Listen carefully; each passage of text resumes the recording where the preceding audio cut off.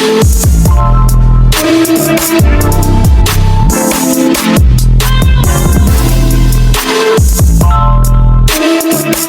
and welcome back once again to the Geek Week in Review with, of course, myself, Jacob Toys, and the wonderful one and only SuperSorrell. As always, do not forget to check out the description below, like, share, subscribe, all of those things. Check out SuperSorrell's details below as well, and make sure you give that guy a follow. Sorrell, it's been a big week. Big week in Geek for us this week. We've had a lot going on, a lot to discuss today. We have. So because of that, we're going to bring in somebody else as well. It's somebody that I've known through the customizing community for quite some time now. So it is my absolute honor to bring in Matt, Customs by Matthew. How you doing, Matt? Hi guys, how you doing today? Yeah, good, thank you. Good. Yourself? I'm doing good, doing really good. Good. So where do we start? Do we want to start TV or figures? TV this week, because I think figures are going to take a while because we've got a lot to cover. But I think we're quite a bit. I think we can kind of start with Star Wars, because there wasn't really any Star Wars figures this week. It was just the TV show, wasn't it, to talk about? That's it, just that finale of Bad Batch. Go on, I'll let you guys go first, and I'll give you my thoughts second. You kick us off, Sorrell. So that ending, it was we see that the communion, whatever that race is called, I can never remember the name, but yeah, she's clearly been accustomed by the Empire and their scientific sort of section. And do we think possibly she potentially helps clone the Emperor and Snoke and all that good stuff? Is that where that's going? Someone's bad shout. That's a good point. Someone's got to clone him. That is a good shout, actually. She's the best cloner in the galaxy and one of the probably only survivors at this point after what happened. It was tense. I mean, it started off quite tense. I really thought that it was it kept me engaged, but I must admit, when it finished, I was just kind of like, I was waiting for something bigger. If that makes sense. I was waiting for a post-credit scene, but nothing emerged, which I was a bit upset about. But Star Wars doesn't really do post-credits, so I suppose that's not their thing. But I thought that ending was good enough. It led us into the whole, the Empire's still going. We've got the scientific stuff coming up and potential of cloning and all that's still to come. So, and they're all still alive. Yeah, that's it. What did you think of the whole kind of story, if you like, between Crosshair and the rest of the gang? So I like the fact that because I know you were really hoping that he reunites with the rest of the group and becomes back to the light side and all that rubbish. But I kind of like where they've left it, where he's kind of on the fence, isn't he? He knows he's been left behind by the Empire, but he's kind of not. He's still kind of not with the rest of the crew. So I think we've got a bit of a solo story to have there with him. Yeah. Do you been watching Bad Batch? Yeah, I've been following along the whole time. I really like it. So, but I definitely agree. Like as much as it was very tense at the beginning, like my palms were sweating the whole time, and it's just kind of kept me on the edge of my seat. But yeah, I was a bit disappointed by the ending as well. I kind of felt like it just seemed like, all right, we'll see you next week. But it's like we're not gonna see them next week. It didn't really like grab me, and kind of like, we've kind of become accustomed to that, right? With these Disney Plus shows, both like on the Marvel side, right? Where it's we get to the end and you think we're gonna get this nice big cliffhanger, and then I'm just sitting there waiting. And I was like, maybe the Camino cloner lady, like maybe there's a story I don't know that I missed. Maybe that was the payoff, but yeah, I was a little bit disappointed how it just kind of ended and didn't really have any real big kind of stakes or anything. So I thought it was did we need one of the crew to go down fully in that episode? Did we need some form of emotional payoff? Even the robot came back, for God's sake. I was crying for the robot. And then they brought that back, so I'm like, no, we need something to like give you some form of emotional payoff in this thing. And they let everyone survive, including the robots. I'm not having it. That bit with Crosshair, where he like did the shoot, like sniped in, and like I was really on that. I was on board with that. I was like, this is cool. This is really like, I'm loving it. But I think it would have had a bigger impact if we had, like you said, Matt, like lost somebody, or like if we'd lost somebody already. Like especially with all those rooms, like, and the water all filling up and that, like I genuinely thought Richter was going to go down. I thought he was going to be the one holding something, And then it would have been a case of like her turning back and saying, "Come on," and he'd sort of like lets the door drop, the door drop on him or something. But no, we're all still alive, happy and go looking for next week. Yeah, there we go. I figured we would have at least lost Crosshairs, but yeah, that would have been an easy one to lose. Like, you know, the fact that none of them are in the future, the fact that none of them exist going forward. No, they could have killed someone off. It wouldn't have really mattered. Yes. Yeah. Very true. Very true. A friend of mine did say, though, I was chatting to a friend of mine, and they said to me that if you remember back to when like Clone Wars started, it started really like the first few seasons weren't that great in comparison to the later seasons, and maybe we're just seeing that again where the first season or whatever isn't as strong. And I was like, oh yeah, but I've kind of grown accustomed to Clone Wars being kind of up here now, as opposed to... The thing is with Clone Wars, I always felt like it grew with intensity as the audience matured. So we all started off a little bit younger when Clone Wars started. By the end of it, we were all grown up. I think that kind of grew up with us almost. The stories got more mature as we did. Yeah, very like true. The first few seasons were just Yoda and the clone troopers bombing about in the jungles.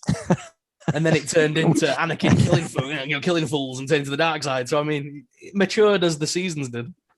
Very true, very true. So it's like if you put season 1 and season if you put season 1 and season 7 like side by side, they're literally like they're so different from one another.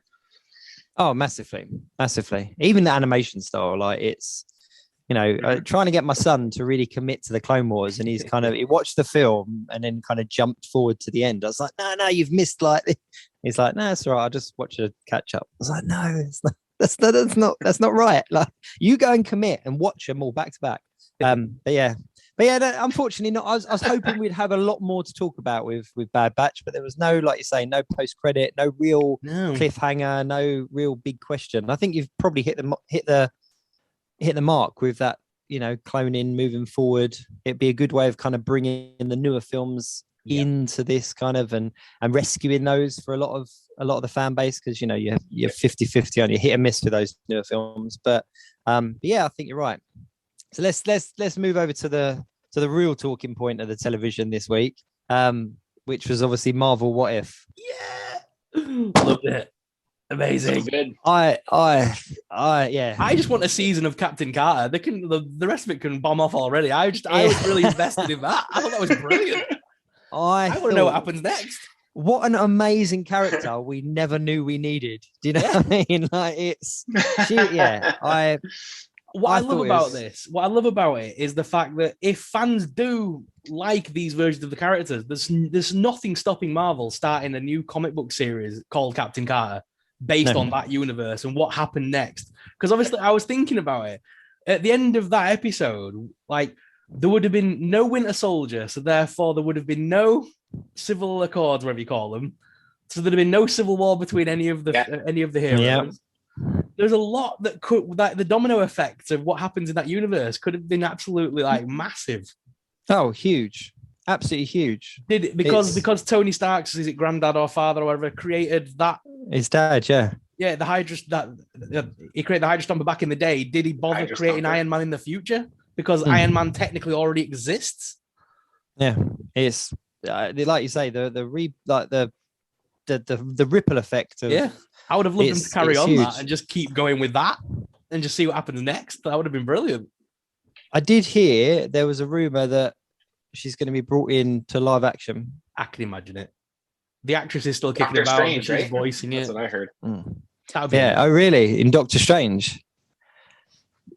Is that what you just said, Matt? Doctor Strange. Oh, wow. That'd work. Yeah, that's what I read. I mean, I don't know how accurate that is, but no, even just a glimpse, even just kind of just to see her. But she was quite big in comparison to, like, I don't know how they would do it exactly, but she was a big old woman. Do you know what I mean? Like, you wouldn't want to mess with her, sort of thing. But I loved it. I absolutely loved it. I just, from beginning to end, what I really appreciated was the kind of like for like with the actual scenes from the films. And kind of I went back and watched various different people. I can't even credit them because I watched so many, I can't even think. But people who had put kind of the Captain Carter scenes next to the various different MCU films, and just so many like for like scenes, which are so beautifully done. interestingly enough, I suppose I suppose I should say spoilers, but it's all out there, so it's not really a massive spoiler. But there's a lot of talk about how the characters in What If are all going to be crossing over and kind of meeting up together. And there was a clip where you see Captain Carter with Star-Lord and who was the other one? Someone else. Well, yeah, because it ends with Captain Carter in our present day, doesn't it? With Nick Fury. So In modern, so she carries through. Yeah. Do you know the list of episodes? What they're called? Have you seen the list? No, but I know that we know the characters that are going to be in it because we've seen the wave of figures. So we kind of know who they're doing, don't we? Do you want to know them? Yeah, go for it. Yeah, you good with that, Matt? I've got a list. I've got a list. Sure. So the first one was Captain Carter. The second one we obviously know is T'Challa, Star-Lord. The third one is called Loki Invasion. Not sure how that's going to work. The fourth one, you'll probably like this one, Sorrell, is Doctor Strange Supreme. So we know that that's going to now tie in somehow with the film. The fifth one is Party Thor. Sounds good. We've seen clips of him, haven't we? Like the younger looking, but Party Thor. I don't know how it's going to work. The sixth one, interestingly enough, is Killmonger and Tony. So obviously we're talking about the effects of one day will. Seventh one is the one that everyone's looking forward to, zombies. The eighth one, this is an interesting title now, and I don't know how true these are, but this is what I was given. But the eighth one is Stark in Sakaar, as in the planet from Ragnarok, where the planet whole. Yeah. So you imagine Stark there crossing over with like the Grandmaster, maybe Jeff Goldblum making an appearance. That would be tons of fun. It would be so good, wouldn't it? And then the ninth one, this is a really, really interesting one. Ultron, Vision, Infinity Stones, and Guardians of the Multiverse. Now that's the title. like Ultron, Vision, Infinity Stones, and Guardians of the Multiverse. My assumption is Guardians of the Multiverse is Captain Carter, Star-Lord, all that kind of stuff. Doctor Strange. But that's what I was given as a lineup of the titles. So is it just 9 episodes? That's all I was told. But you do know that it's got a second season already, right? It's already been granted season 2 straight away. Yeah, I didn't know that. Straight up. As soon as it came out, they were like, "Yeah, season 2 is coming." Yeah. What did you? That's a good sign. What did you make of? What did you make of the figures? Because me and Sorrell spoke about them when they were revealed. What did you make of those reveals, Matt? Yeah, I like them. I'm not a completionist these days. I just don't have the room for it. I did end up biting on Captain Carter because she just looks fantastic. And then once I saw like the trailer with her riding on the back of the Hydra Stomper, I'm like, there's no way I'm not getting the Hydra Stomper too. So I kind of committed to those two, and then Sylvie as well. But the rest, it's not that I'm not interested. It's more just that I don't have space.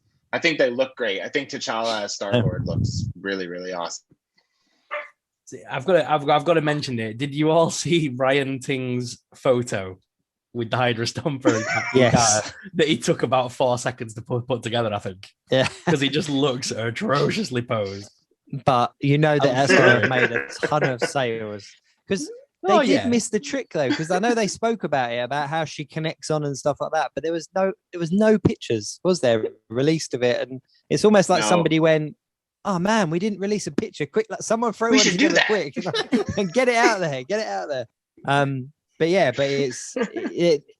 I hope we see more of that. I do hope we see more of the Hydra Stomper in the future episodes. I hope it's not just a really short gimmick for that first one. Well, he's dead now, technically, or he'd be an old man. Oh man, you got to think she went to the future. She went through the Tesseract. So is it because this is what I was having an argument with my brother about. Technically, it's the Tesseract. The Tesseract doesn't travel through time, does it? It's space. It's a space stone. So she's not traveled through time. She's traveled in dimensions. So I've got a feeling she's crossed over from her universe, her timeline, into the modern our Earth 60, whatever it's called, the modern timeline. Yeah, 616 timeline. Is that what happened? Because it's the space stone, not the time stone. I don't know. I don't know. I mean, everyone's assuming it was really in time. No, it didn't. No. I mean, that scene with Hawkeye and Nick Fury is obviously from Avengers 1, isn't it? Where Loki comes through. Yeah. So I would think that if that's the case, she's either come just before Loki, or like, you know, in a different day before Loki then came through later on. Because what if in a future episode or a future thing we see that Steve Rogers, just as in our timeline as he does, he's still on ice at that point, and she helps get him out, and she's in the background somewhere. You know what I mean? That's a powerful couple right there. That's what I mean. That could be awesome. Oh God, that is a powerful couple. They have called it the Year of the Shield. That's very true. That is very true. It's interesting you say that, because in the I think it was the little promo before, or maybe one of the trailers, but you saw kind of like our lineup, didn't you, of the heroes? And so they have been penciled, they have been animated. So is that just a little teaser, or is that something else? Yeah, because I've been having this. That's the hardest thing with those guys. I was gonna say the hardest thing with those guys is that they're notorious for putting stuff into the trailer just to throw you off a little bit, right? Yeah. So it's like very easy to like just be on the lookout. Like, look at Loki is a great example of that, right? Where everyone was looking for like King Loki because he was in the trailer, and everyone right up until the end, I had friends who were like, King Loki's the main bad guy because he was in the trailer, and I'm like, doesn't mean anything. Doesn't mean anything. Like. They threw a Hulk in the trailer once. Do you know what I mean? Totally. It was, if you can put a Hulk in a trailer and then not have him in the film, that just sets the bar for everything, I think. Yeah, it's an interesting one. I'm not quite sure where they're going to go with it. I'm interested to see. Obviously, what I did pick up, I don't know, you know, with being a bit of a comic book nerd back in the day, is the Watcher's kind of commentary about the I will not, cannot interfere and all that kind of stuff. And they always say something like that before they do the thing they're saying they're not supposed to do. He's interfering. Yeah, exactly. There's no way he's not interfering. And in the comic books, the Watcher would always, because his name escapes me. It's Watu, isn't it? Watu. Yeah. It's because I can see. I don't know if it's my dyslexia or whatever, but I can see the way that it's written, and I can't pronounce it. It's Watu. But yeah, he notoriously interferes in the comic book. Like, he's the one that, sort of pisses all the other Watchers off, because he's always sort of, I cannot interfere. I'm just going to pop down there and just tell them about this going on. So, so is he going to get involved? He's obviously the Bath, isn't he, for that wave as well. So I'd like to think he's going to have a more active part than just a bit of commentary at the beginning. Yeah, I've often thought that as much as they keep saying this is a spin-off universe, or this is like different from our MCU, I don't think it actually is. We've just had the collapse of the Time Variance Authority, meaning that all these variants coming into our timeline wouldn't get erased. Mm-hmm. So these variants can literally run wild on the timeline now, and no one's going to stop them. No, definitely. That's how they exist, technically. Yeah, and if you think about the, you got 3 kind of multiverse films coming out, haven't you? You've got obviously a Doctor Strange Multiverse of Madness. You've got Spider-Man No Way Home, which we all know is a multiverse, and you got Quantumania as well. So there's 3 big carded films coming up. So it's all leading to something big, isn't it? It's all leading to something big. I find it really curious that we haven't seen trailers for certain films. I think that it's all tying into the fact that Spider-Man and Doctor Strange are heavy in this What If series. I think that's going to have something to do with the trailer. I don't know. I've said it and I've said it again. I would love it if they did not drop a trailer for Spider-Man and we all went to the cinema completely blind. That'd be amazing. Imagine that would be really the good. marketing behind that would be amazing. It's the name Spider. Sorry. Did you say so, Matt? So I caught you there. Oh yeah, sorry. I just said that would be wild. Like, when, especially in this day and age, do we go into a movie completely blind, right? And I get why they would want to do that, right? But yeah, that would be bonkers. That'd be so crazy. Just leave us all in the dark. We've got all these mad theories in his brains, and then they just leave us to it. Yeah. And the thing is as well is that you guys do you remember? Go on, Matt. Sorry, guys. There's like a That's lag all right. that keeps catching me. Do you guys feel like with the kind of the way they do the Disney Plus shows? So like I talk with my friend on a podcast every night, every Friday night, and this is kind of a reoccurring thing where you guys feel like maybe with the week-to-week shows, it gives fans too much time to really like blow up their expectations of what this could be. Like I kind of find that having a week-to-week show sometimes kind of leaves me feeling a little bit left down because I see all these crazy theories and I see all these things that like to me are unique and very different and could really elevate the story. And then we get there and it's just kind of like, oh, well, it's just this. And it's like, oh, okay. Yeah, no, but it's not to say it's not bad because I enjoy it. I enjoy the stories we're getting, but it's just like sometimes I feel like, you know, even with this whole no trailer for No Way Home thing, like I wonder if they're doing that to kind of keep people's expectations like in their mind, right? They're saying like, we're not saying anything, so you guys can't like get let down, basically, right? Yeah, that's a good idea. Good shout. Definitely a good shout. I'm still on the mindset of that. I think all of what we've seen so far is just a glimpse of what's to come, and we could something at the end of all this. Maybe it's in the Spider-Man movie where it's all going to come to a head, and we're going to figure out it's all going to just slot into place. Because Kevin Feige and that and the team at Marvel are brilliant at planting little seeds that make you go what, and then we all speculate, and then it just all drops in one by one. Yeah. So I could see him doing it. You know, like we're gonna get to the cinema, and all of a sudden you're gonna all these little little snippets from all the TV stuff will just drop in. Because I still think there's something in it where we said about the end of Loki, where he says, "Oh, we've just passed the precipice," and like you say, with Scarlet Witch getting her powers and coming to the full power of what she can do to bend the MCU to her will. I think all that's to do with it because, like, suddenly she gains her powers, and he's like, "Whoa, he's no longer the most powerful guy in the universe. He's just sharing his power with her now, almost." It's insane. It is insane. The thing to remember as well, you think of like Infinity War, like the Infinity Saga. That was like a 10-year build-up, you know, for those two films. That they were insanely good, but it was a 10-year build-up, and we're only a couple of years now past that. So if they were going to do the same kind of thing, we've still got years to wait until we get to that kind of big conclusion. But yet people are here like every single week going, yes, this, and it's going to mean this. So I don't know. I think I blame WandaVision. WandaVision came out and the theories just went crazy, absolutely crazy. But I think speaking of the Infinity War, I think kind of tying it into what we're saying about Spider-Man, I think they could get away with doing a real kind of a hush kind of release because they put in that whole, you know, don't ruin it for everyone else and don't put spoilers out. And 90% of the community is kind of stuck to it, didn't they? Like unless you actively went looking for stuff, it wasn't kind of plastered in your face. And I think they could do the same kind of thing with this, you know, that if they released it and just sort of said, don't spoil it for other people, who knows? Yeah, I genuinely think I'd love for them to think that that's where they're going with it. The fact that they don't want anything to come out because the name Spider-Man will sell tickets regardless. It's the next big step in the MCU that everybody's dying to see. So they know they can get away with it.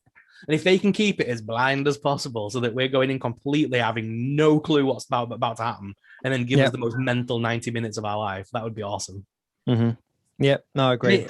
Is it the fact that they can't give us a trailer because there's just too much? If anyone could sell a movie without a trailer, it would be Spider-Man. That's real. Oh, exactly. Hands down. So let's talk just two spoilery things then while we're on the wave of television.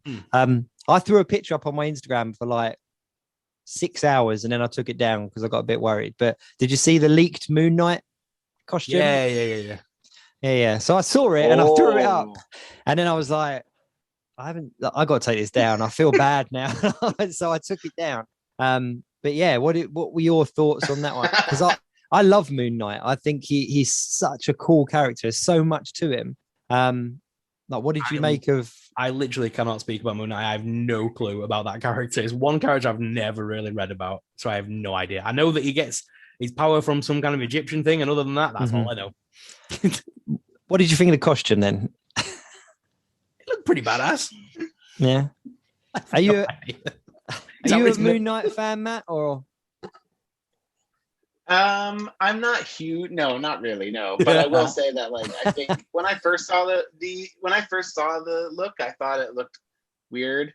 And then once I kind of like was like, oh, they leaned into the Egyptian kind of thing a little bit. It kind of looks like he's like wrapped like a mummy a little bit. So once I saw it, I was like, yeah, I need to see it in action. Honestly, it looks uncomfortable. That's yeah. It's like, oh, yeah, uncomfortable.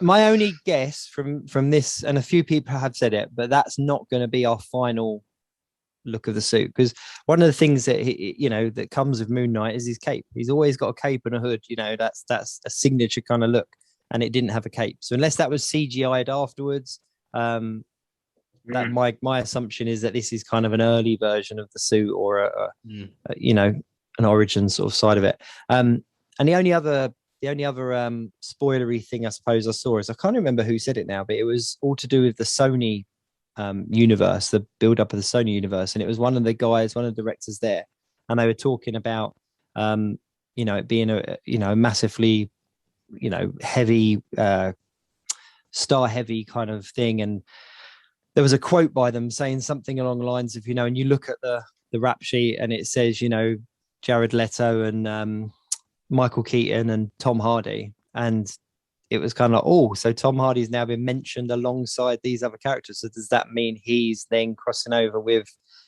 are they going to bring Venom into the kind of Sonyverse team kind of thing? I always assumed he was, to be honest. I know he's set on the opposite coastline for some strange reason, but definitely, I always assumed he was a part of it. There's going to be some form of tie-in with Morbius and. The big thing, Spider-Man into it at some point as well. The big thing with this is it was the first time that somebody kind of from officially had kind of put the names all together in the same kind of sentence. So so that was something. So I was like, that's cool. I'm happy with that. Anything else TV wise? Was that pretty much it? I think that was pretty much it. I think that was it. I'm excited for the next episode of What If. I will just say that now. The T'Challa Star-Lord is one of the ones that I kind of, when I saw the kind of the characters teased, I was like, that looks cool. Like, I want to see the Yondu and the T'Challa kind of relationship and see where that goes. So so that definitely looks cool. I'm a big fan of Michael Rooker as Yondu, so I'm super pumped to see him and T'Challa mix it up. Definitely. He's just a cool actor. The only other thing that Disney Plus kind of announced was the fact that, we were laughing because like Disney now has The Walking Dead, which is the funniest thing on the planet. Mm-hmm. Mickey Mouse and zombies. But Mickey Mouse has now also bought the rights to American Horror Story, and the new season starts in October. So it gets worse. Mickey Mouse is getting dark. It's just essentially wow. They are that's crazy. So let's get on to figures then. Let's talk figures. Fantastic Four or Spider-Man, where are we going? What is the Spider-Man stuff you're on about? Because I can't find nothing online. It's just a leaked list of the first wave, right? That go with all the movie stuff that's apparently coming. Yeah. So we knew them though. I thought they already kind of mentioned them. So we talked when they were released, didn't we? So you've got JJJ, you've got Doctor Strange, you've got the black kind of suited Spider-Man that we don't know anything about, and then you've got the kind of new suit as well. And then we saw on the Hasbro live stream, we saw the little hand, didn't we? And obviously me and Sorrell straight away were messaging each other going, animated Morbius, it's an animated Morbius. come on. And then that's where my mind went to. Yeah, that was where my mind went straight away. But then obviously somebody very cleverly said about it being Morlan. And then that makes perfect sense. Yeah. So they're talking about Morlan being in the wave. And then Swoosh said that comic book Shriek was announced, like it was teased as the last figure in that wave. So that would complete the Spider-Man MCU wave. So we'd have Morlan and Shriek comic book versions.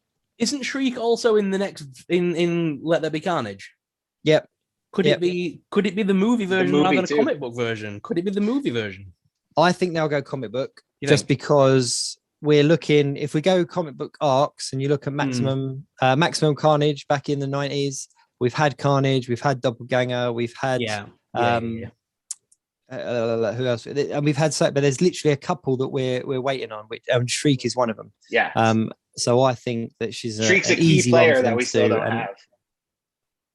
Exactly. So I think it'd be her. But then the really interesting bit that I read as well is Marvel Legends Mexico, who called the Fantastic Four wave. So they said it was going to be the characters that we did see. So they're a reputable kind of source, have said that the builder figure for that wave is going to be a Spider Slayer. Ooh.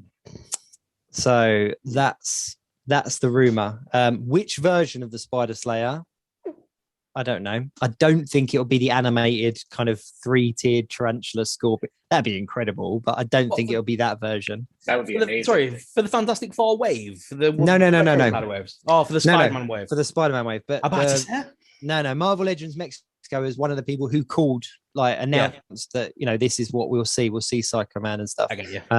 So they're a reputable enough source. But yeah, so they've said a Spider Slayer, and there's a couple of versions in the comic book that they could get away with as a decent builder figure. But as a big Spider-Man fan, you give me a Spider-Man themed bath, and I'm happy. Do you know what I mean? It's so that's it. But I think Shriek and Morland are going to be the two that we see in that wave. Well, yeah, I mean, Morland, they're definitely getting use of that body piece that they've made for Hellfire, aren't they? Because they're going to use that again, that same ponytail piece. Just a new face, because he's got long hair, as I remember rightly, and he ties it up. Yeah. It's gonna be another Hellfire body. It's a nice little easy win for him. I'm surprised it took them this long, to be honest. Have you done any customs of the Hellfire Club guys using that body, Matt? I haven't, but what I'm going to do is when I get that new box set, I'm gonna probably put I'm gonna probably do a new body for Mastermind. I don't really like I like the black, but I'm gonna switch the head to Shaw. So I'm gonna put Shaw in black, and then I'm gonna basically keep the gray pants from Shaw, and then just flip the jacket. So I'll do like blue in the middle and maroon on the outside, or purple on the outside, rather than what it is now. So, but I haven't taken it apart or anything yet. So I think it's mostly new parts. So I don't recognize anything. With maybe the torsos old or something. I'm not sure. I haven't taken it apart, so I don't know. And obviously nobody's got that Mastermind figure in hand. Oh no, Sorrell, you have. Yeah. So, how does he look though? Like in comparison to the other Hellfire guys, is he all right? Is he good, or is it literally just a repaint? It is a repaint. It's literally the exact same figure. All three of them are identical. They're just different colors. When I had the prototype, I made an actual video where I did all the head swaps, because everybody said, can you put the King, the head on the for King? Is it Black King? Do they call him in the comic book something? King in Black King? Yeah. Like the Sebastian Shaw head. Yeah. So everyone wanted Shaw on the black body straight away. Everyone said put that Shaw head on the black body. So I did that straight away and did a load of photos and stuff. And Mastermind, everybody's wanting to use the the short head version and use the body from the guy from the Watchmen. No, well, there's the Loki one, but the guy from the Watchmen, Rorschach. Because of the we lost him. He's gone. He was a little too excited. He was about to drop something massive, and then he's gone. Like, oh dear. No, I did just while we were waiting for Sorrell to come back there. Like, I'm just he just boop. I did a Magneto. Quite a few people did it anyway, but just literally repainted the whole body white and threw on the 3-pack, the Family Matters unmasked head. But no, it wasn't that, was it? It came with one of the other figures. You're talking about the one I'm talking. Yeah, the one from the Apocalypse Build-A-Figure one. That's where it was. Yeah. 90s hair. That's it. The big white, and I whacked that head on just a completely painted white Hellfire Club just to get like a Magneto look. So, and I've done a couple of others, but they were quite hard to get. I don't know about where you are, but they were quite hard to get hold of for quite a while. Yeah, they were. I have a friend, Astonishing News and Reviews. He has like a page on Instagram. He's trying to grow, but he's like our local.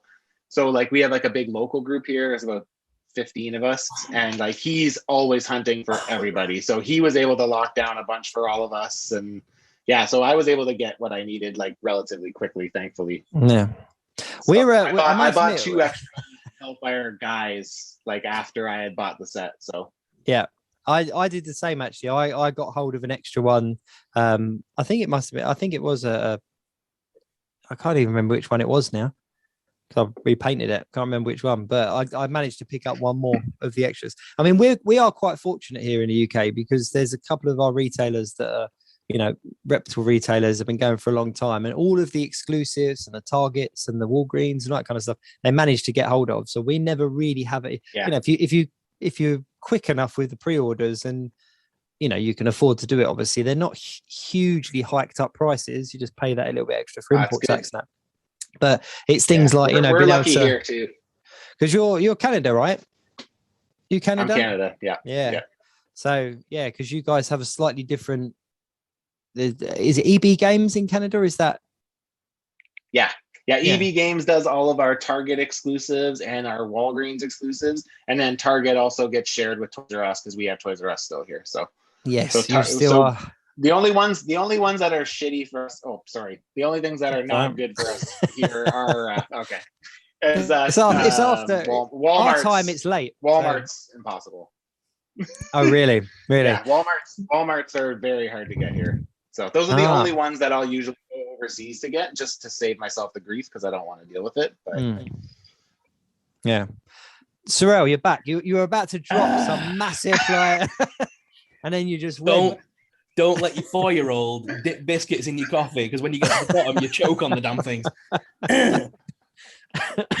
So before I died on you, what I was trying to say was, I'm going to cough again. Everybody was talking about using the Rorschach new figure that we got from DC Direct just before they went down, and use that for the base for a proper comic Mastermind because of the long grey, the brown trench coat. Mm-hmm. You could technically make it. It's just got a basic black body underneath. So the trench coat could be really useful instead of using Gambit's again, because Gambit's has been used to death. And his is more, in the comic books, it's not like Gambit's flare one, is it? It's like a straight, if I remember rightly, Mastermind is like a straight jacket, like a straight bomber jacket. So that's one thing. I must admit, from a customizing point of view, jackets, I hate them because it's so hard to get. Me too. A variety, isn't it? It's like you just said, Sorrell, like, you know, you want some kind of brown overcoat or brown, and your options are Gambit. It's like, and they've all got that kind of wave. So I think one of the best jackets I picked up was on a Heath Ledger Joker, and I can't even remember which brand it was, who it was that did it, but it was a really nice sort of 3/4 length jacket. And I've repainted that and repurposed that a number of times because it was just something different. But yeah, jackets are such a ball ache. So I hadn't even thought about that Rorschach figure. So that's a good shout there. So I'm going to have to try to source one of them now before everyone jumps on it and locks them down for their masterminds. I just took note as well. It is. So that was obviously. I was trying to think of how I could use that head. So there you go. So that was the Spider-Man wave. Yeah, because for me, that with Mastermind, like I said in my review, I preferred the other head that we got because it reminds me of the animated series episode where he's, you know, manipulating Jean Grey. I love that version of the character, so I've got that head on, and the other one's just signed a draw right now. So I need to to do a custom body myself.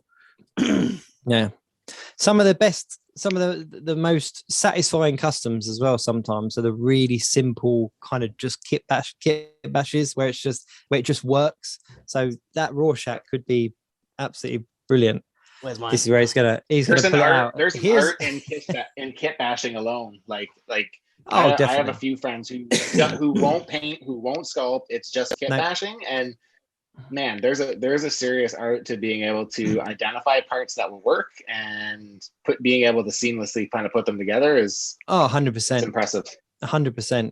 So my kit bashing skills are nowhere near yours to level. Just putting this out there, but you know, Punisher, when he in the comic books, he had that run as like Franken Punisher, like a robotic version of the Punisher almost. So I put that one together using some robotic arms and stuff. It works. Oh, is that a cable arm? Is that a cable arm on there? Yeah, so cable arms on there. I use the top part of the regular arm and then put the actual metal arm further down. And is that a Deathlock's legs, awesome. Isn't it? That's Deathlock's legs, yeah. It was just that's a good shout, man. That's a good shout. But my favorite one that I did, the Morbius, the new figure. Yeah. The jacket off of the animated series version from back in the 90s just looks that's awesome. And it flares out at the bottom, so it looks like he's in the wind. So if you crouch him down and put him on the end of like a rooftop, it looks like it's just flowing behind him. Love it. Works. That's cool. And before we got the Florence Pugh figure, I sort of made my own sort of alternate, That works too. I love that head. That's one of my favorite. Is that the alternate head that came with the Emma Frost, the all in black? Yeah. It works as a Black Widow, in my opinion. Well, especially because I wanted it to be the Florence Pugh character from the comics. So I gave it all black with the gauntlets, and I thought that head worked as like a blonde version of it. It's just a brilliant head sculpt. It really is. I love it. Absolutely love it. Yeah, it's super nice. Yeah. So that's the ability of my customizing. Mate, if it works, it works. If it works, it works. I agree. I think one of the nicest things about kitbashing, though, while we're on that subject, is the ability to kind of go backwards. And then if you do want to kind of, I'm done with that look, and you just take whatever off, and then you're back to where you are. Whereas obviously with a lot of the sculpting and the molding and stuff, you're kind of sacrificing that figure, aren't you? And it's, there's nothing worse than kind of doing a really cool kind of custom, and then that figure that you've used ends up becoming really rare or really sought after, and you're kind of like, oh man, like now I feel bad. But either, like I did a group of the all new X-Men on the like teen bodies, so they were like smaller. I wanted them to look more like, like teenagers. And like at the time I had bought all the parts when the teen body first came out. So like, I think I bought like 3 Miles and 3 Spider-Man or something like that. And when I was customizing the Miles, I had people like screaming at me like, what are you doing? It's such an expensive figure. I'm like, man, I bought it for $15 when it first came out. Like, I get it, but yeah. And I'm not gonna lie, I'm still jealous that you guys have got Toys R Us like that. That was a hard blow when I was closed down. Like, I thought you guys kept Toys R Us too. I didn't know we were alone. Yeah, I mean, obviously I know Canada kept it, but I think it was us and obviously the States that just lost them. There's still one that I drive past nearly when I go to a certain place of work, and it's on the roundabout, and it's kind of one of these roundabouts like that, you can get to it. It sort of leads in every direction. Anywhere. The Toys R Us is just on the middle of it, and it's just there still. And all the signage is up. It's all just blocked off, and it's just terrible. That's depressing. But I did see it. I've got to say this. I saw on it was one of these kind of memes on thing, and it said like, tell the children that if they do all their chores, you'll take them to Toys R Us. And then there's this picture of the kids sort of stood outside this closed down Toys R Us. And I was like, I'm doing that, like 100% doing that. But go on, what you say, Sorrell? But I say every Toys R Us that I knew in my area became Smiths. So are they not Smiths toys near you now? Is it still just a derelict building? No. Do you guys have Smiths? Is that a UK? We don't. That's an Irish thing. It's Ireland. Is it Irish? Oh, okay. Yeah. They kind of over here as Toys R Us were kind of going down, Smiths was kind of coming up, and it's pretty much the same shop, isn't it, Sorrell? It's not. It's the aisles of boys' toys, girls' toys, mixed toys, like, and it is, I suppose, for kids now what Toys R Us was for us when we were younger. So, but no, we where I am, the kind of the Smiths, because I didn't have an actual Toys R Us where I am. I had to travel to one only like 15-20 minutes to get to, but then I had a Smiths pop up literally 2 minutes away from my house. So then they all kind of closed down around, and then Smiths sort of stayed victorious, but. Smiths kind of does have better stock these days than Toys R Us ever did. Yeah. Now, while we're on the subject, I suppose just for your sake, Matt, to tell you, but Smiths has now started stocking like all the WWE figures, all the Legends, cool. all the DC, like the McFarlane figures as well. So it's all the Star Wars, the Black Series. It's like that's your place to go for, where and full waves as well, which is really, I think. Let me think. I think probably the X-Men wave, the Krakoa X-Men wave was probably the first full wave they had. No, actually, it was before that, wasn't it? What was the one before that? I don't know. Age of I thought Apocalypse? No. No, they didn't have that one. Age of Apocalypse. I thought they had the Krakauer ones.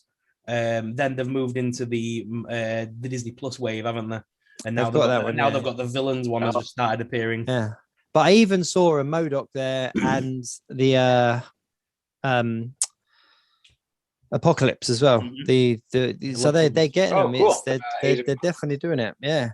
All right, so while we're on figures, let's move over to the kind of the big reveal. We all knew it was coming when they announced a Fan First Monday, was it? I think it was this week. Yep. Yep. It was obviously going to be Fantastic Four to obviously help prop up that Galactus. Initial thoughts? Yay, nay? Oh yeah, I was totally happy with them. I was glad for the 2 exclusives that are coming though. I admit.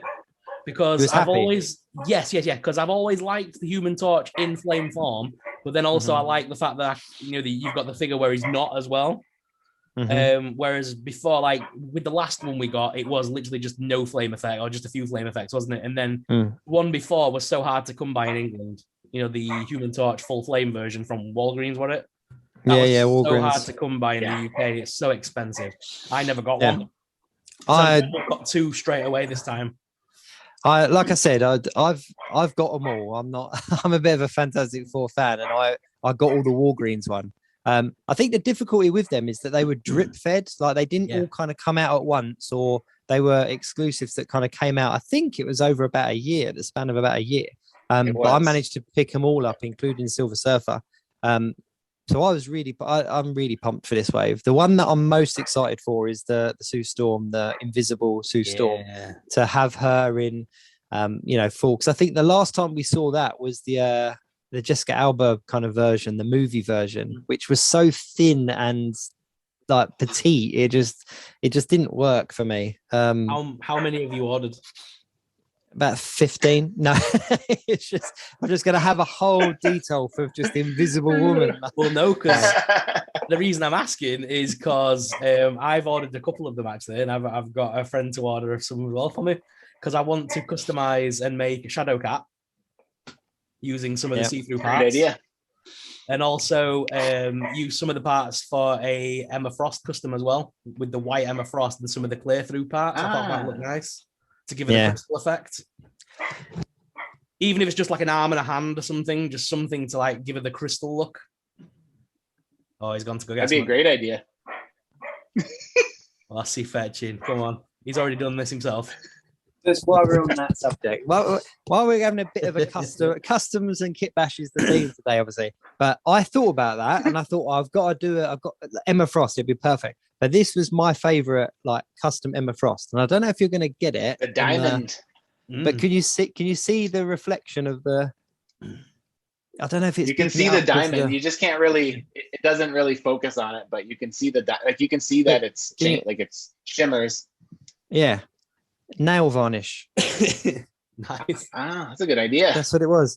It was a Rimmel London nail varnish, and I literally gave her like a silver coat and then painted this nail varnish over the top. And it's so many colors that are picked up in it. It's unbelievable. It's like there's blues and greens and everything. Like it's a really cool. So there we go. So that's it looks great. That was my favorite. So then when I saw it, I was kind of like, no, I'm good. I don't need it for. But getting back to Fantastic Four, just while we're showing off bits and bobs. But yeah, I was really pleased. Obviously, we kind of knew Psycho Man and High Evolutionary were going to be those supporting figures. When they first announced them, I'm going to be honest, I was kind of miffed because I was kind of like, I want the powered down Johnny and I want the powered up Sue. But they're the exclusives, and it was kind of like, so you're going to make me buy this wave, and then I'm going to have to buy the. But then, as the kind of stream went on, I was like, you know what? Actually, I'm good. I could quite happily have all of those. Just get them all. But I think for me, the real, while we're on the subject of jackets as well, the real star of it was the Reed. In the lab coat, like to have like and I think it's a new mold, that lab coat. I'm not sure if that. I didn't get a clear enough look at it, but I think. And to have those interchangeable arms with the lab coat arms, like there's, come on, Kurt Connors, anyone, like that's surely we're gonna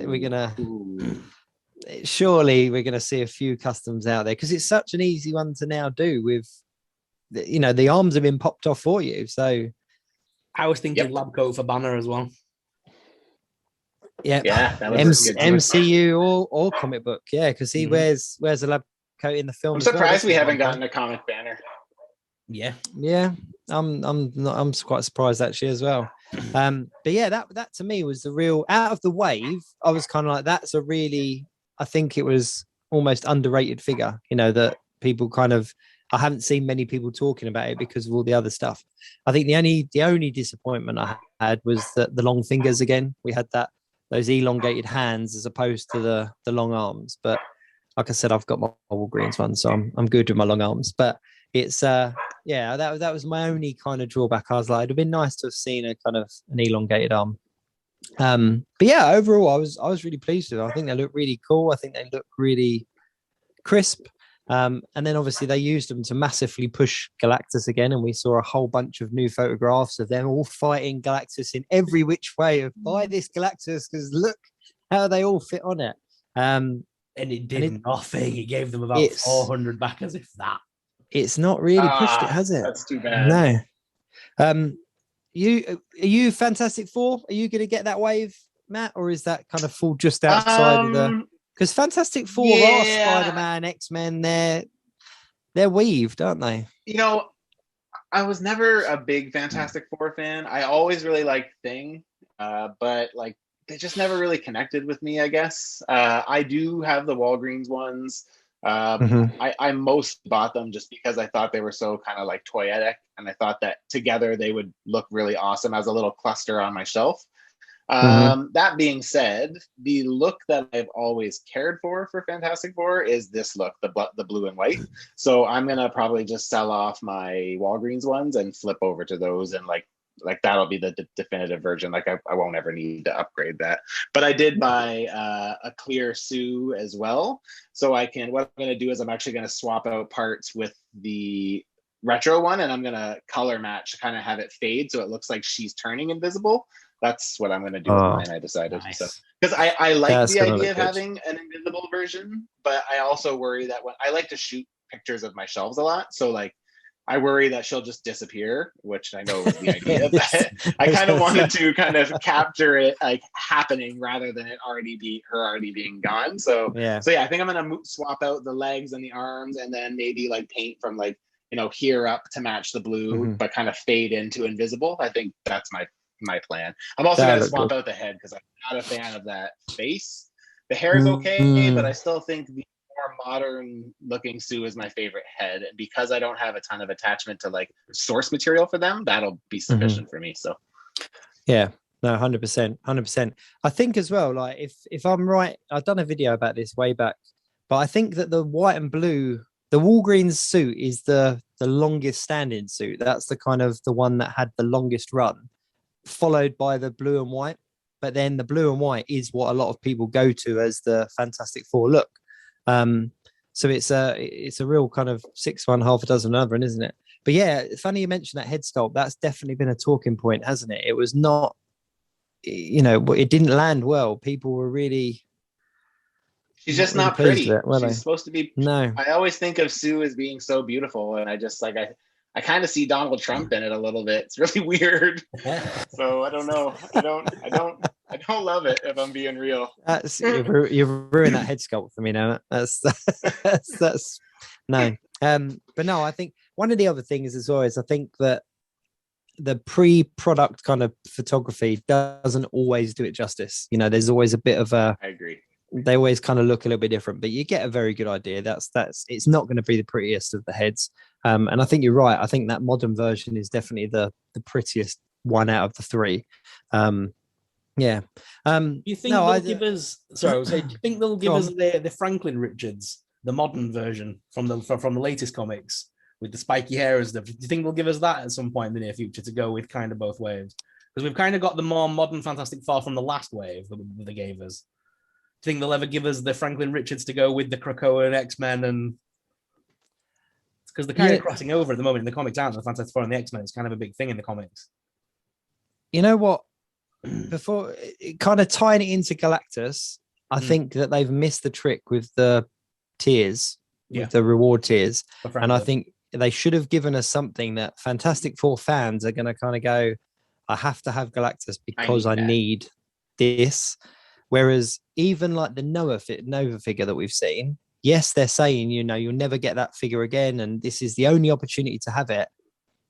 But it's a gold figure.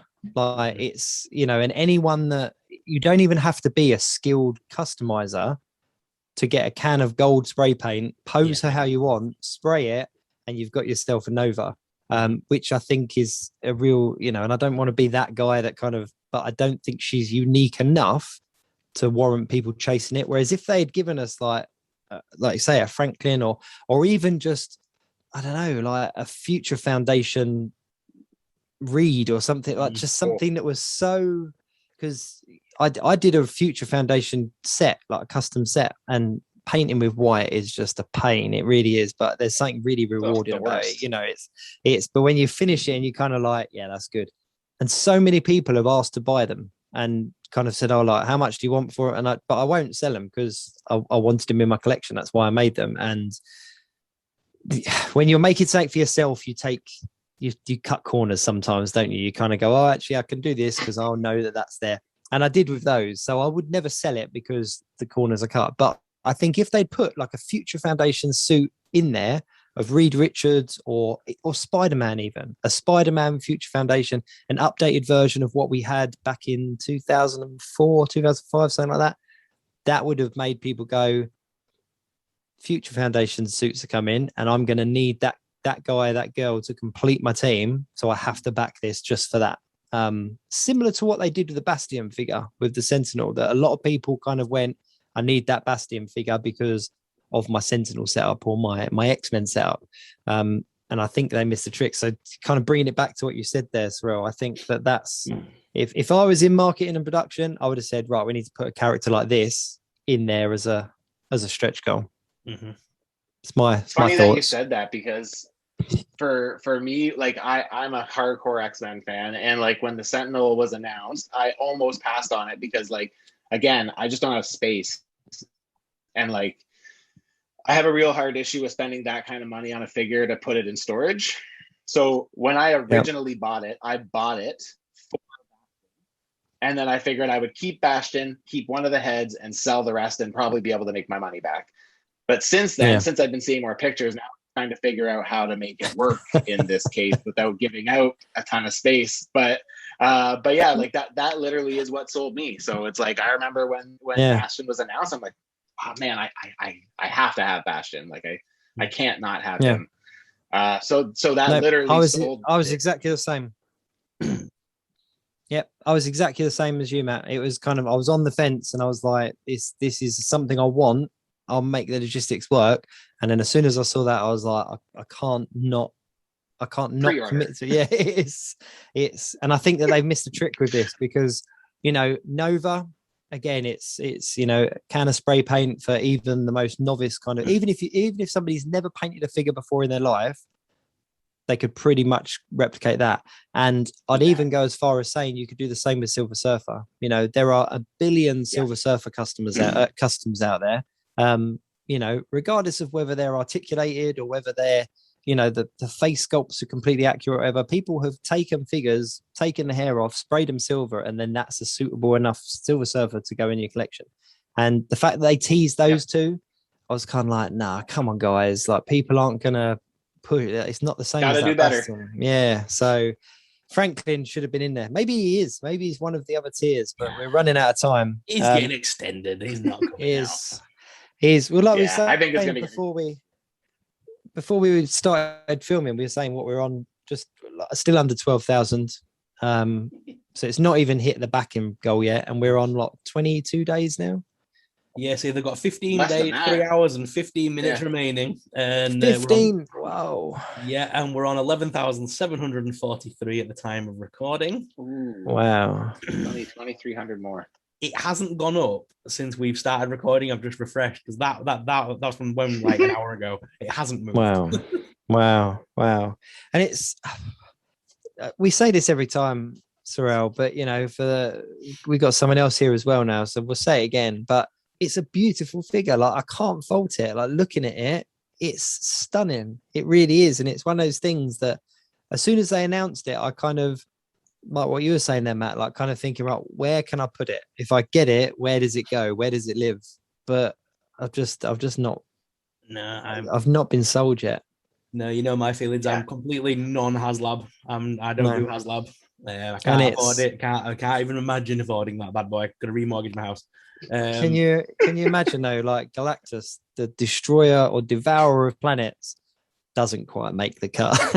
It's just such a bad headline, isn't it? Like, the most powerful person in the didn't have enough backers. The fact that the Sentinel sold out within minutes, and the fact that Galactus is struggling tells you that they've released too many Haslabs too fast. Yeah, my opinion. This should have been next year's Haslab, not this year's. I think they just should have set their goal. I understand that a lot of the backing number has to do with the cost to make the figure, but like I just have such a hard time believing that we went from 6,000 backers to 14,000 backers for an extra 6 inches. I think it is. Like it's only like a little bit bigger, and it's just like depends who you ask, Matt. Let's be honest.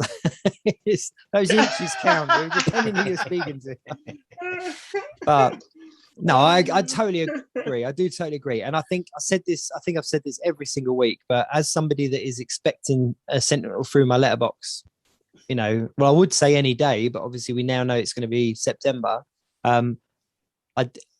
think I would have had a harder time saying no if I had the new one, if I had the Sentinel in hand and I could go, look at this. This is amazing. I can't miss on this. And I know what will happen. The Sentinel will arrive and I'll be like, this is incredible. Oh, I've missed Galactus. Like it's, or maybe they'll extend it on that premise. But when they announced that, it started shipping at end of September, I thought, well, that's missing the deadline for me completely. So, which is a shame. But yeah, obviously we, that Fantastic Four wave, we got the, what did you get? We got Reed, we got Sue, Johnny, Thing was okay. He, a couple of new head sculpts there. I like the. You got new upper legs too. Oh, did he? Yeah, so like he's wearing like the kind of more briefs look now instead of like the shorts. So the rock goes further up. Like yeah, that makes sense. All I focused on was the toothless grin. Like I loved it. That to me is Thing when I think of him in the comic books. Reminds me of the animated series when I saw that one. Yeah. The heavy eyebrow, and I was like, that's the definitive head. That one's going straight on, hands down.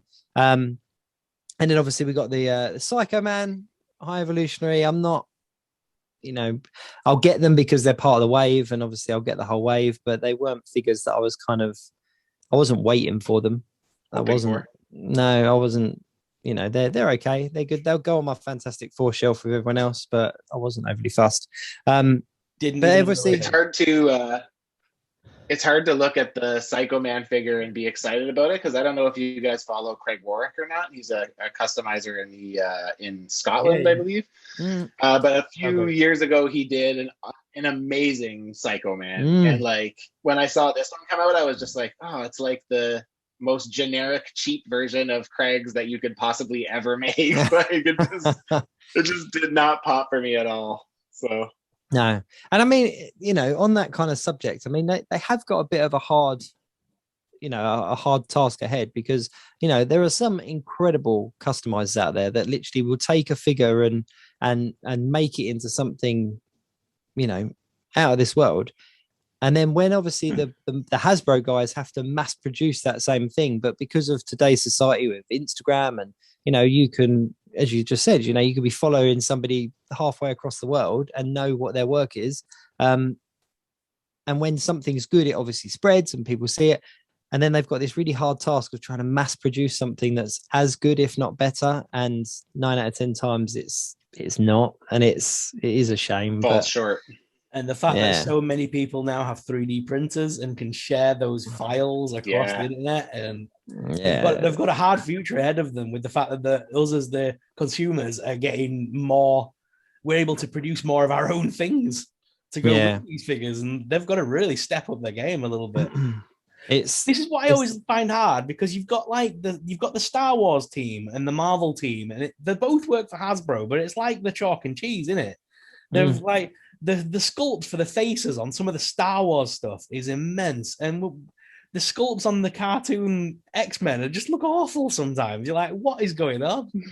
How can it be so different? I don't know. And I've said this before as well. Like I'm so annoyed that we've got animated looking characters in the Marvel line, but then your Star Wars animated characters look realistic. Like that really annoys me. I'm like, no, because you're either going to re-release all these Star Wars characters and I'm going to have to re-buy them all again, or I'm just going to be, my OCD is going to kick in, and it's just, I'm not allowed to look at them at the same time. I've got to kind of put them on different sides of the room. I've often said, in my opinion, Star Wars, as much as we do get a lot of Reebok stuff with Star Wars occasionally, but they do give us more unique products yearly than Marvel do. Marvel pump out product, but it is the same figure over and over again, just with different heads on them usually. Yeah. Star Wars is relatively different every time, or more or less, quite different. Yeah. Even like the Jedis and stuff, you know, the sculpting and stuff that goes into some of those are very unique. I think it's the difficulty of being comic books, though, isn't it? You know, you get your stereotypical kind of superhero guy, and it's easy to kind of, you know, it's the Bucky mold all over again, isn't it? That was being able to, they could use that on so many figures and so many characters that why would they make something new when this fits? They've made it, they hit the nail on the head, and you know, they're not going to remake it. But speaking of which, though, talk about retooling and giving us the same thing again. There was obviously one more announcement that they announced, which was the X-Force box set, the 3-pack. So obviously we got Cannonball again, but this time with legs. And they've made a joke out of their own joke, if that makes sense. Like, so many people were angry about that Cannonball figure, and they've turned it into a joke, and we've lapped it up. We've kind of gone like, yes, we've got legs. Like, give me that figure. Like, brilliant. And that came with Domino as well, and Richter as well. What were your thoughts on that 3-pack? I'm excited just for Richter, to be honest. I want Richter. The other two kind of meh. Well, Domino, that's kind of a cool look for Domino, kind of classic. But I'm not too bothered for Cannonball. I'm okay with the one I've got, and I've got a custom version with legs that looks just as good. So I don't really need another one. But it's Richter for me that I wanted. So I'm happy we're getting a Richter. I'm guessing you're getting all three of those, Matt, being an X-Man guy. Yeah, I have a custom Domino that I prefer, so I'm probably going to keep that. I do like the look of this one. It's just not my preferred look for her.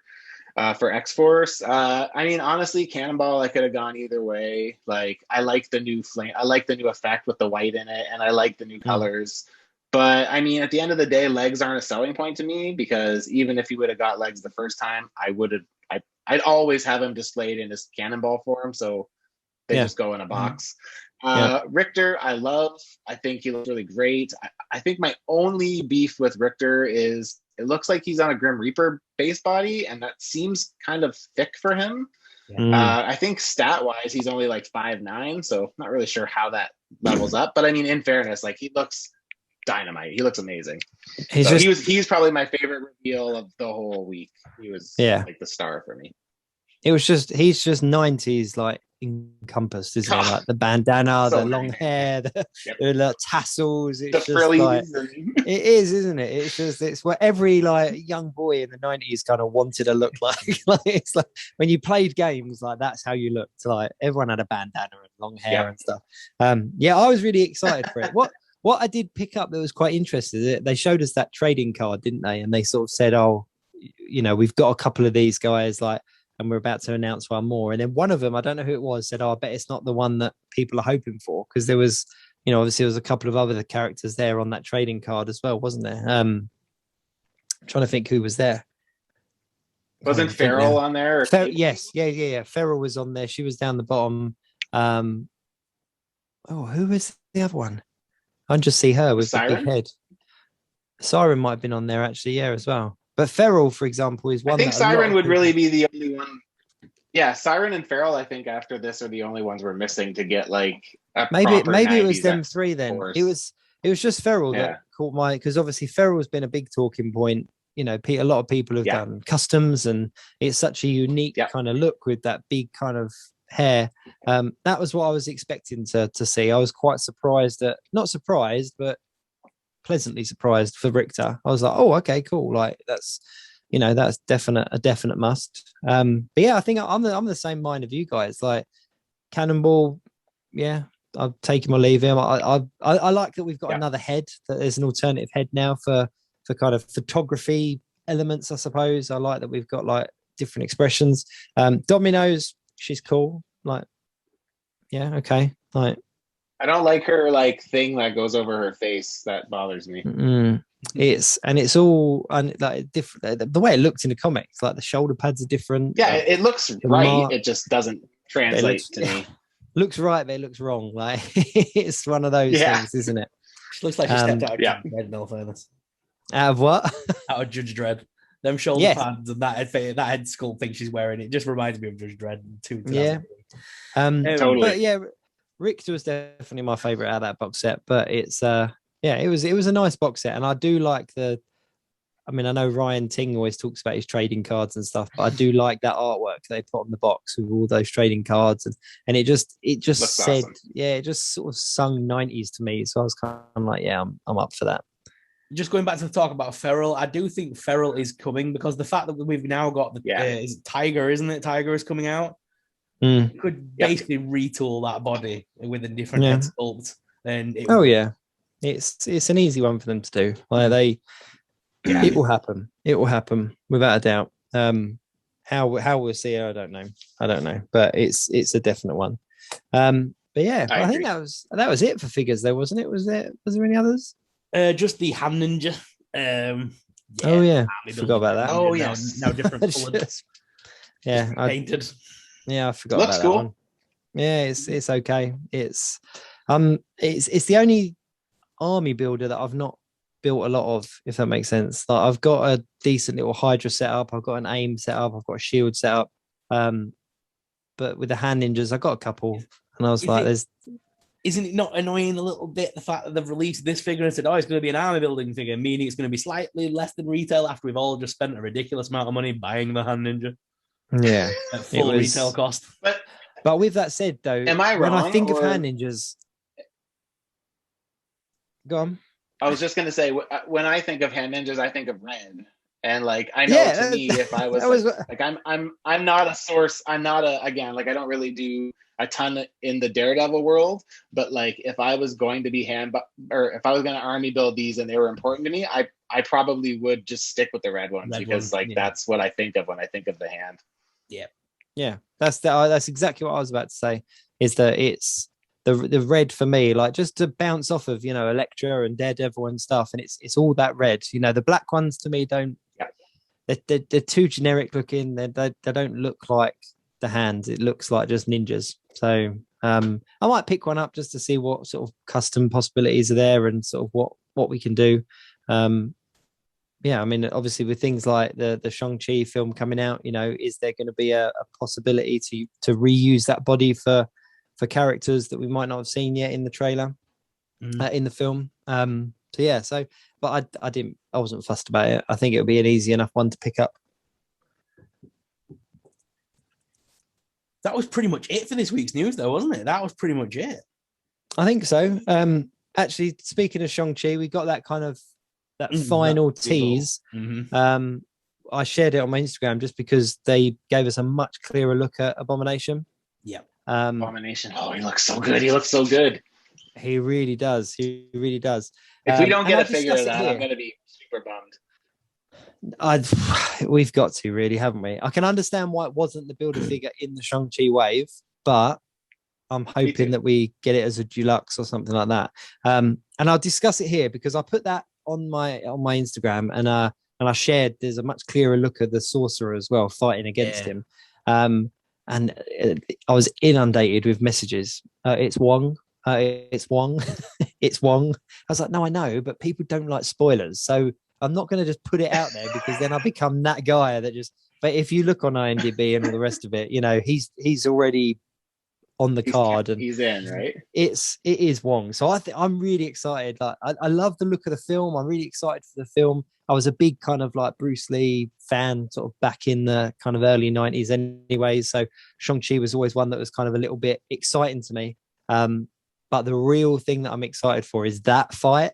Like I want to know how, why, and where does it go. So I think this has got more again, I think this one's going to link into Doctor Strange, and because obviously Wong's there, the sorcerers are there. So I mean, and I think the way they're going to use Shang-Chi's powers is going to be similar. I think he's going to be that. I think the rings basically that he wears on his arm are going to help him. Basically, instead of doing all this, he can do it with his fists. And he's doing the same thing. He's using the same power, but like projected through his fists. Almost it's going to be very style, cool. Maybe. But yeah, I think they're going to retcon his powers a little bit. I don't think they're going to be the same as the comic books. I think he's going to have a bit more to do with the rings and things like that. Yeah. Really going down 100%. 100%. Yeah, no, definitely. I'm really pumped for it. I can't wait. And they've said it's not going to stream. It's cinema only. It's movie theater only. So that is quite exciting as well. Especially after the whole debate with the whole Scarlett Johansson. Mickey Mouse doesn't want any more lawsuits. No, he's just dealing with that one. So have you seen there was a meme out there of Black Widow Hawkeye from Civil War, you know, that we're still friends, right? Have you seen that? Yeah. And they've replaced Hawkeye with Mickey Mouse, and it's like, we're still friends, right? Oh, if you don't sue me, like, it's like, but yeah, I don't know. She's still been released from her contract. You know that. Well, she was already penned to be in, what was it? It was another Disney film based on a ride. Haunted Mansion, maybe, or something like that, or Tower of Terror. Tower of Terror. There was a Tower of Terror film supposedly she was tied to that she's now been released from. So it's I just hear that South Park Mickey Mouse voice in my head. You fucking what? It really is. It really is. But so Shang-Chi's beginning of September, isn't it? September 3rd, I think, or something like that. So we've still got a couple of weeks. But yeah, I was really pumped just to see that Abomination. And if you look carefully, you can see the face is a lot more Tim Rothy. You see the ears too. Oh, the ears. The ears look super comic accurate. It's great. I'm just really excited to see what's happened. Like what is his backstory? And even if we don't get it in this film, and instead it's kind of used in the She-Hulk series, because he's penned for that as well, isn't he? I'm just really pumped to see that he's back and means business. Looking for revenge on the Hulk, so we can tie that movie a bit more to the MCU, because no one ever really considers the Incredible Hulk to be part of the MCU lineup. No. So is this a way of going, remember all them years ago when they had this fight? Remember this guy. I don't know. It's just very exciting for me. I'm really excited. And just to, like you say, seeing Wong and Abomination kind of come face to face for some reason, like why is that? And I hadn't even thought about that being sorcerers kind of in that film. Where's that going to lead? Is it going to be a little bit more? Because they've just reused that same bit, haven't they? In every trailer, it's kind of at different speeds or different clips. They've not shown us any more. And we're going to get the Mandarin properly finally in this one. Yeah. It's the Mandarin, definitely, isn't it? So, I mean... 100%. I wonder how that's going to tie into Iron Man, and if they're going to reference it and things like that, like how they're going to tie it all in. Yeah. Really cool. Yeah, very exciting. Very exciting. Very exciting. So what have we got coming up? I don't think there's a huge amount. Hopefully we got a Spider-Man trailer at some point. Maybe we'll talk about that next week. Who knows? Before we go, I know that you run about it, and I finally got around to watching He-Man, by the way, Revelations. Yes. Did you? Have you seen it, Matt? I did. I'm not a huge He-Man fan, but I did watch it, and it was fine. I mean, I really liked the animation, and I thought it was a super interesting take on He-Man. So I thought it was kind of good. He-Man for me, it's kind of right in the childhood, and I was just kind of like, yep. And I loved it from beginning to end. I didn't buy any of the figures. I've not bought any of the figures, but it was definitely aimed more at adults that had watched it as a kid. Do you know what I mean? It's like, this is what you knew as a kid. Now we're gonna, and Evelyn even swore. She was like, said like bollocks at one point. Like I had to rewind it and put the subtitles on. I was like, did I hear that right? Is that just, but go on, Ashley. Sorrell, you look like you're going to say something. I had to laugh because I loved it. Don't get me wrong. I'm not one of the downers on the internet that hated the damn thing for no reason.